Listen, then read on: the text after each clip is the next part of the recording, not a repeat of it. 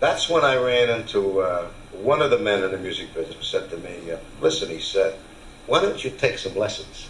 And I said, what kind of lessons? He said, vocal lessons. He said, you know, guys do that. I said, well, where do you find these guys? He said, there's a guy up over the brass railway. He said, the restaurant. He said, his name is Quinlan. He said, he's an old drunk. He said, he used to be at the Met and he got kicked out of the Met.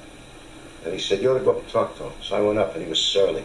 I think he was hungover anyway. He said, who are you and how long you been singing and why do you want to be a singer and all that kind of stuff. I said, well, I like to be a singer because I feel that I have an idea about singing. Oh, he said, you already got an idea. He said, why do you need me? I said, no, what I mean is I just need some direction. He said, I'll tell you what we'll do. If you can handle $3 a week, he said, I'll give you 3 lessons a week. And I started 3 lessons a week. And I couldn't wait to get there every time I had a lesson. I couldn't wait because I knew that I was learning something. He was teaching me the proper way to sing. I still use the same exercises, and then I developed some of my own. Matter of fact, I once put out a book with him. We put out a paperback vocal calisthenic book after I made it.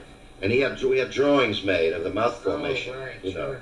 the E sound and the U sound and the And there's no such thing as a ah, what's wrong. Never sing ah, you sing ah, U-H, ah. That's a cough up the roof of the mouth into the mask. If you sing ah, it goes back into the throat and it can break, it can snap. Now that's my first vocal lesson with you. I'm ready. And you'll get a bill next week.